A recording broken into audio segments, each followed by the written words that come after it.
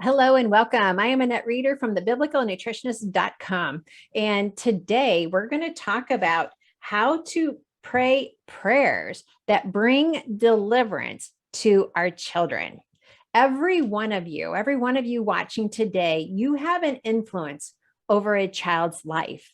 And whether they are living in your home, they're outside your home, wherever you are going, you have an influence. And because we have an influence, we have a necessity to be praying for the children that we have an influence over. And you may not even understand how many children you are influencing. And there's even adults that you're influencing too, that this is going to play into. But today I really want to share our heart. I have my favorite guest with me, Carol Graham, and we're going to talk about how to have prayers that bring deliverance to your children.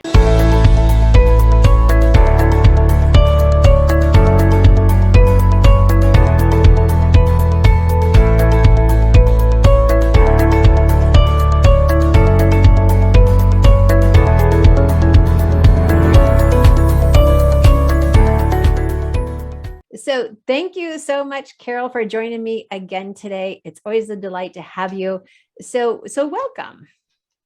Oh, thank you, Annette. I just not only enjoy our times together, I look forward to them. And I believe your audience does too, because we always enjoy sharing what God has shown us, for one, right? Yep. And that's the whole purpose, is we don't want to keep, when God shows us something, we don't want to keep it just to ourselves. We want to share it with you. And that's essentially what we do in our conversations. That is so true. And we like to record our conversations so that they can listen in, and it just makes it such a delight. So today, this is what we're touching on. We're touching on bringing deliverance to our children. And we both are in agreement. The number one area of a child's life right now that we really need to pray that deliverance into is the area of fear.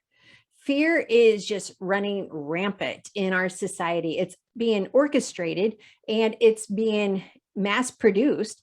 And we have so many adults that are pretty much wallowing in fear, afraid to go out, afraid to live, afraid to work. There's just such fear. And this fear is being transferred to the children.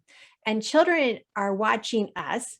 And if everyone watching hasn't caught our previous video on prayer, they need to go grab that, because we taught some key elements on how to pray powerfully for your children. So go back and watch that one. But we taught some key elements that apply to this as well. So when we're trying to really pray for the deliverance of our children, the number one area that we want to speak to today is the area of fear. Children represent fear. They express fear in many different ways, and especially with how they eat. They may be a picky eater. They may be not eating. They may be overeating. They may be hiding food because they have a fear of going without. They may be overeating, fear there won't be any more. They're picking up on the cues of the influencers around them. And they may apply that to nutrition. They may apply it to other areas like anxiety or depression. That also is escalating in children as young as 4 and 5. That breaks my heart, especially since I have some 4-year-old grandchildren and just seeing their lives, growing up. So this is an important topic. And I really want people to just sit down with a notepad and let's really talk about this. Praying. We titled this Prayers That Bring Deliverance to Our Children, and we're talking about the category of fear.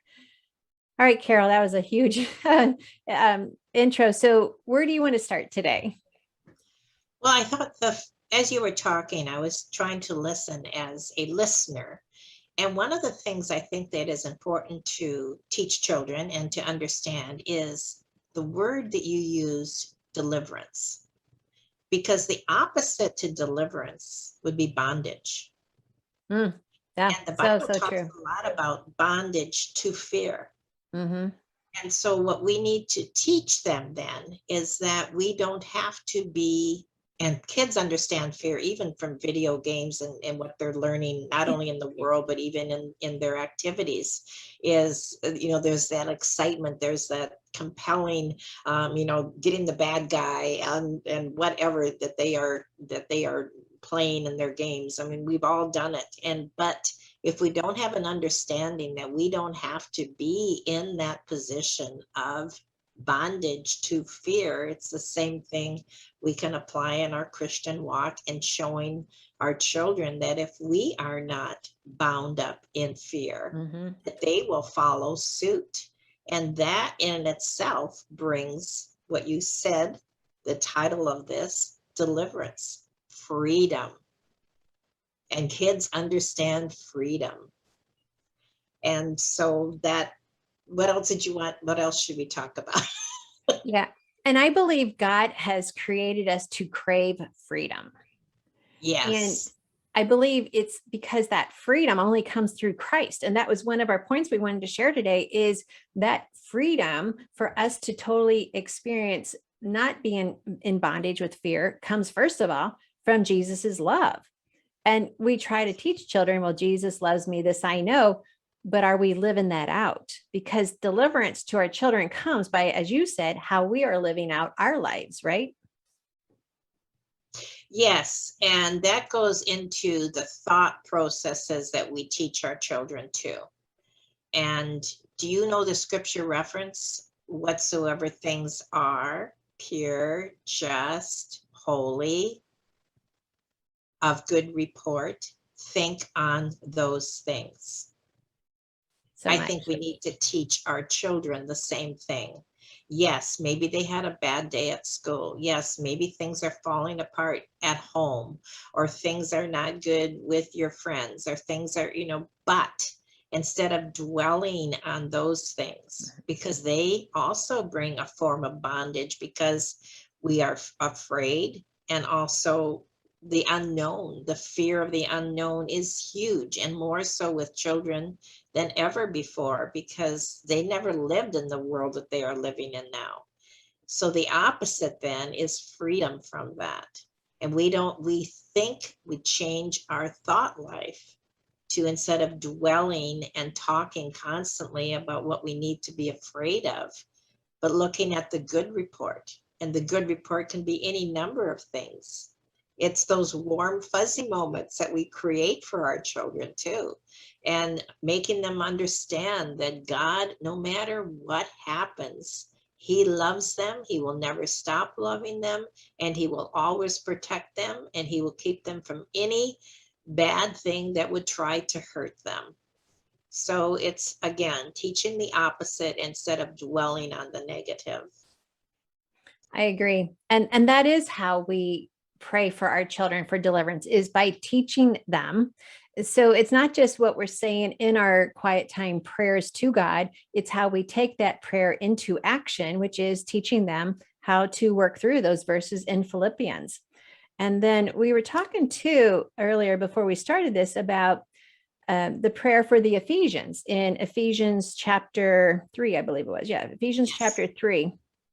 And in that, he's reminding them about to grasp. So in verse 18, it says, may have power. Okay, let me back up. And I pray that you, being rooted and established in love, which is what you're talking about, is understanding that Jesus loves you, understanding how deep that love is. So he says, and so that I pray that you, being rooted and established in love. This is actually how we can pray for our children, praying Yes. as they Yes. are established in love, may have power together Yeah. with the Lord's holy people, and to grasp how wide, how long, how high, how deep is the love of Christ. And the more we read this verse with our children and we say, this is what I'm praying for you, is for you to understand how long, how wide, how deep, that old song, deep and wide, deep and wide. I don't know if they sing that anymore. Probably not. But helping our children to see that depth of his love, how wide is his love. And then it goes on, and to know that his love surpasses knowledge, that you may be filled to the measure of all the fullness of God. And then it's hard to stop anywhere in Ephesians or Philippians. It's just like you have to Right. keep going. And then he goes on to say, and to him who is able to do immeasurably more than we can ask or imagine, according to the power, his power that is at work within us. What So I'd like to say there before you go on, Annette, if I may interrupt you, is when we're teaching our children those verses or whatever we're teaching them in scripture, teach them to put their name in there. yes, It is crucial that they understand that it's not just a big picture, but that Jesus loves Sue. Jesus loves Carol. Jesus loves Anne. That Jesus loves me. That Jesus came, he died for me. But whatever verses that they are reading, that they put even in those verses that you just read in Ephesians, that they put their name in there. Every time a Bible says you, have them put their name in there. Print it out for them. yeah, I have done this, and they can actually read it out loud like a story, that's how God thinks about them. That's what God wants to do for them by making it personal. So as we're talking about kids, I think it's so important for them to understand this isn't just a big picture. This is a picture for you, specifically you. So I didn't want to interrupt you, but I didn't want to get too far with what you were sharing. So continue, yeah, no, that's a perfect segue because so we're talking about many times, influencers and parents, we think that, okay, my prayer time was in the morning. No, your prayer time continues all day long. It right, just may not look like you're in a quiet room with your head bowed. It may look like you're doing dishes. It may look like you're going to work. It may look like you're handling your kids' homework, schoolwork, whatever. That's prayer time.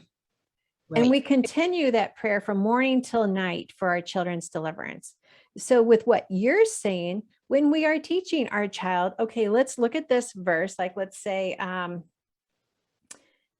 now to him, now when Jesus is able to do immeasurably more than we ask, measurably more than Johnny asked or imagined, according to God's power that works within Johnny, That's it right there. to John, to him be the glory in the church. Okay. So moving up a little bit, that Johnny may be filled to the measure of all of God's fullness. And that is continuing that prayer time. And I think this is a big takeaway because we think parents, you got busy moms. I mean, my daughter has Right. triplets. She's busy. It's full-time, triplet care. And so we think, wow, I didn't get time for my devotion this morning. I didn't get time for my quiet time. But it's what we're doing all day long in speaking Right. God's word and teaching God's word. And I think that's good. And So you're talking about fear there too. So another verse, which is so important for kids, God has not given Johnny fear, yeah, well, but, that's big. huge, but Yeah. because kids want to be superheroes, right? God didn't give me that fear. God gave me power and love. And as some interpretations say, soundness of mind or rational thinking clearly. Because confusion has to be huge among kids today. So Yes. God has given me superpower to think clearly. Wow. I don't have to worry about it. I don't have to fear about it. So take whatever verses God gives you and apply it to your child and let them recognize the power, as we did in an earlier video, the power behind the prayer. It's their understanding of it. Okay. I'm really liking this one. Yeah, I so agree with you. And yeah, so it's about Jesus's love and helping them understand that. And what you're saying too, because there's confusion with our kids. There's so many different people and authorities, quote, authorities trying to teach our children what to believe and what to think. Yet if we can take God's word and we start at the youngest age of 2 and we keep teaching them over and over and over, God's word is truth, then when someone speaks contradictory to God's word, and I recognize this so much as a child. I've always been in church. I'm just always. Right. So I was always told how much God's word is true. So anytime someone tried to teach me something contradictory, my spirit would say, I don't think that's right. It might have been my Missouri, show me state element too. But but truly, we help our children to see the truth, and their spirit will recognize truth Yes. when we Yes. teach it to them starting as young as possible. Yes. Excellent point, Annette. Excellent. Yeah. All right. So anything else you want to add to this? Because we talked about Jesus's love. It does introduce our children to salvation, and it just accentuates the peace that is possible for them in every situation and then from as young as 3 on up. 3 to 33, whatever your ages are of your children. And those, I keep having to say this, but those you influence. You influence Yes. a lot more people than you realize. And just speaking words of God's word to those children. What do you think? I think just to reiterate again about the importance of, we don't have to bring it to a child's level because their spirit understands the word. And you said that, and when you were talking about being in church all the time, that influence, whatever your spirit is being influenced by, that's at an adult level. I mean, they understand it as an adult. They may not be able to express it. So we can bring it down to their level when we're speaking it, but don't belittle them because they're young. Their spirit is ready to receive whatever the message is that the Bible story is trying to tell them. So true. We didn't have children's church when I was growing up, so we had to sit in adult church. So Yeah. we learned the adult songs, we learned the adult preaching. It's like it was always on an adult level. We didn't even let the kids come forward and let me tell them a quote, story. It was all on adult level. Interesting point. Good point. And you understood it, didn't you? At your own level. You will understand at your level that you were able to, but you still got it because you got it in your heart. You got it in your spirit. Yeah. And that's what we're teaching them. Yeah, exactly. All right, Carol, I know so many parents and so many people are going to be so blessed by this because this is really what God brought us to share today. And I know it's totally excited me. I'm going to go look for some kids. So it's like, I need to keep reiterating how we put their name into the verses and we teach them how God speaks to them. So thank you again for joining me for another fantastic conversation. And actually, really, we're just letting people listen in on our regular talks. Right. And it's just like, we're just recording what we normally talk about every Sunday afternoon and enjoy each other. So thank you so much for watching us. I hope you have enjoyed this video, but I'm going to give you an assignment. And I want you to really take this assignment to heart. If you are in agreement with what we've taught you here today about using God's word to help children to be delivered from fear and out of bondage, I want you to share this video with a minimum of 3 people. Find 3 people that you're like, okay, this is a young parent. They need to understand this. This is a grandmother. She needs to understand this, or grandpa, he needs to understand this. This is a teacher. They need to understand this. Please share this video with 3 people. It is our joy and our privilege to share with you God's recipe for excellent health. And that includes praying, fasting, and eating. And together, those 3 elements, they really help us to understand and to see God at work in our life, because he is our heavenly Father and he loves us immeasurably, as we just read in Ephesians 3. Thank you for watching. Thank you again, Carol, for joining me. Always a delight. Not only does Jesus love you, but we love you as well. And we are here because you matter. You matter to God, but you also matter to us.